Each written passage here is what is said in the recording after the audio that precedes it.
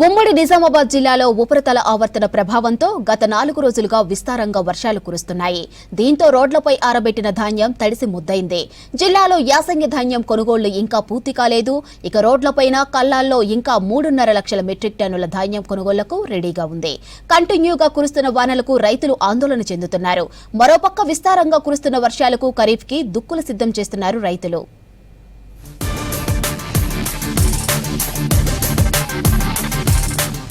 నిజామాబాద్, కామారెడ్డి జిల్లాలో గత 4 రోజులుగా విస్తారంగా వానలు పడుతున్నాయి. ఉపరితల ఆవర్తన ప్రభావంతో జిల్లాలో చాలా చోట్ల మోస్తరు నుంచి భారీ వర్షాలు పడుతున్నాయి.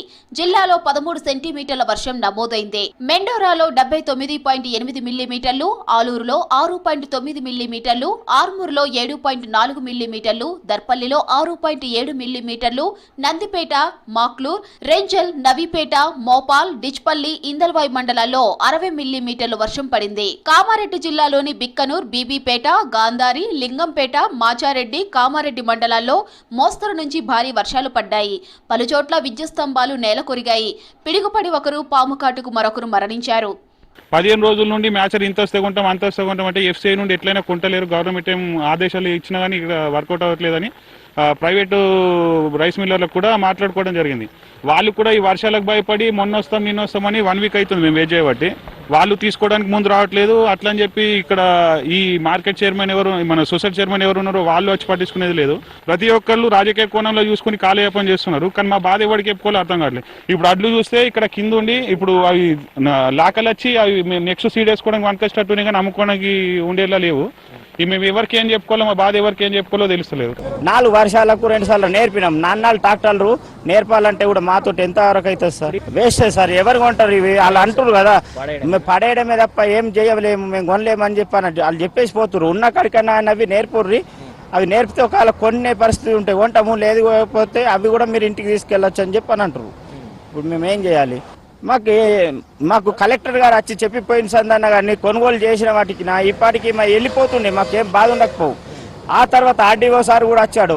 ఆర్డీఓ సార్ కూడా చెప్పిండు. అయినా అన్ని సొసైటీ సిబ్బంది ఏం చేస్తుంది? ఇంత నిర్లక్ష్యం చేయబట్టే మాకు ఈ పరిస్థితి. ఒక పక్క పండించిన పంట పోతలేదు, ఇంకో పక్క వర్షాలు పడి ఖరీఫ్కు రెడీ అవుతున్నాం. ఇవి ముందర పెట్టుకొని అది ముందర పెట్టుకోవాలి, ఏది అర్థం కాని పరిస్థితుల్లో రైతులు ఆందోళనకు గురున్నారు. ఇక్కడ ఆర్మూర్ మా సొసైటీ చైర్మన్ అయితే సెక్రటరీ కానీ ఇక్కడ ఉన్న వ్యవస్థ కానీ కరెక్ట్ లేకుండా డీసీఓ గారు, కలెక్టర్ గారు వచ్చి ఆదేశాలు ఇచ్చి యుద్ధ ప్రాతిపదిక 4 రోజులలో కలెక్ట్ చేయమని, కంప్లీట్ చేయమని భీమ్గల్ నుండి వేరే ఎక్కడి నుంచి అమాలు తెప్పించి రెవెన్యూ వాళ్ళని ఇద్దరిని ఇక్కడనే ఉంచి ఇంకా వేరే డిపార్ట్మెంట్ వాళ్ళ డీసీఓ గారికి వచ్చి ఎందరినీ ఇక్కడ పెట్టినా కానీ దున్నపోతు మీద వర్షం ఏదో అంటారు సామెత, దాని మాదిరిగా సొసైటీ నడుస్తుంది తప్ప కానీ యుద్ధ ప్రతిపాదన ఇదివరకు ఒక కాంట కూడా నీ లారీలు వస్తాయంటారు, గని బ్యాగులు వస్తాయంటారు, ఏది తెప్పిస్తలేరు, ఏం చేస్తలేరు. 4 రోజులు అన్న దగ్గర ఇక వారం 10 రోజులు అయిపోతుంది. ఇప్పటి వరకు కూడా ఇంకా వ్యవస్థ అనేది అలాగే ఉంది. అకాల వర్షాలకు ఆర్మూర్, ఆలూరు, డొంకేశ్వర్, వేల్పూర్, మాక్లూర్, మోపాల్, దర్పల్లి, సిరికొండ మండలాల్లో ధాన్యం తడిసి ముద్దైంది. ఈ యాసంగిలో వచ్చిన ధాన్యం ఇంకా పూర్తి స్థాయిలో కొనుగోలు కాలేదు. ఈ సీజన్లో 12.5 లక్షల మెట్రిక్ టన్నుల ధాన్యం దిగుబడి వస్తుందని అధికారులు ముందే అంచనా వేశారు. కానీ అందుకు తగ్గ ఏర్పాట్లు చేయలేదన్న విమర్శలు వస్తున్నాయి. ఇంకా ధాన్యం రోడ్లపై ఉండటం, ఇప్పుడు కురుస్తున్న వర్షాలకు తడిసి ముద్దవుతూ ఉండటంతో రైతులు ఆందోళన చెందుతున్నారు. కొనుగోలు చేసి సంచుల్లో నింపిన ధాన్యం బస్తాలు తరలించకపోవడంతో ఇబ్బందులు తలెత్తుతున్నాయి. చాలా వరకు ధాన్యం వరదకు కొట్టుకుపోయింది. నిజామాబాద్ జిల్లాలో సుమారు 60,000 క్వింటాల ధాన్యం తడిసినట్లు అంచనా. తడిసిన ధాన్యం మొలకలు రావడంతో రైతులు ఆవేదన వ్యక్తం చేస్తున్నారు. వరుసగా కురుస్తున్న వర్షాలకు ఆలూరు మండలంలో 100 ఎకరాల్లో సజ్జ పంట దెబ్బతిన్నది. తమకు నష్టపరిహారం చెల్లించాలని డిమాండ్ చేస్తున్నారు. కూరగాయలు, ఇతర పంటలు సాగు చేసిన రైతులు కూడా వానలతో తీవ్రంగా నష్టపోయారు. ఇక సజ్జ పంట పెట్టినాం. ఇది 3 నెలల పంట, 90 రోజుల పంట.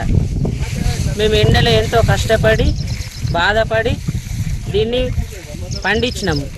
1 ఎకరాకు 50,000 రూపాయలు ఖర్చు పెట్టినాము. ఒక్కసారి పురుగు వస్తే 4 సార్లు పురుగు మందు కొట్టినాము. 50,000 రూపాయల ఖర్చు పెట్టినాము.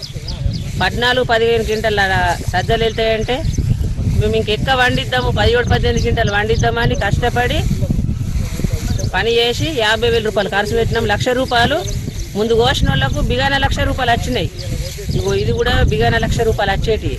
కాకపోతే కుప్ప కోసినాక వర్షం పడ్డది. కొయ్యనోళ్ళవి ఉన్నాయి, కోసినోళ్ళది ఇగో కుప్పల మీదనే లాకాలు వచ్చినాయి. 4 రోజులే ఇదంతా గెలుకుతున్నాము, ఎండబెడుతున్నాము, కాయిదాలు కప్పుడు తీసుడు 4 రోజుల నుంచి దినం 5 కష్టపడుతున్నాం. కానీ ఇది ఏం కాదు, ఏం పని చేయదు ఇది అంటున్నారు.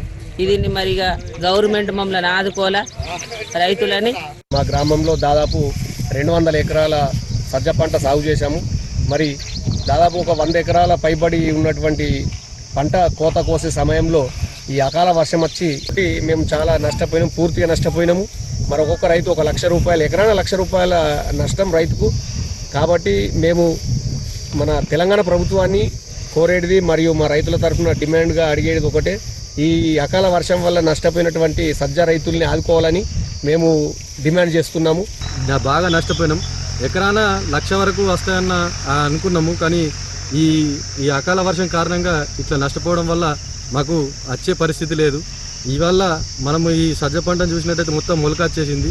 దీనికోసం మేము గవర్నమెంట్ని కోరేది ఏంటంటే, తెలంగాణ గవర్నమెంట్ని కోరేది ఏంటంటే ఈ సజ్జ రైతుల్ని ఆదుకోవాలని మేము డిమాండ్ చేస్తున్నాం. మరోపక్క ఖరీఫ్ కు ముందు ఇలా వర్షాలు పడటంతో రైతులు ఉత్సాహంగా పొలం పనులకు సిద్ధమవుతున్నారు. ఇప్పటికే దుక్కులు దున్నడం ప్రారంభించారు. జీలుగు విత్తనాలు, ఎరువులు కొనుగోలు చేసి ఖరీఫ్ కి సిద్ధమవుతున్నారు నిజామాబాద్ జిల్లా రైతులు.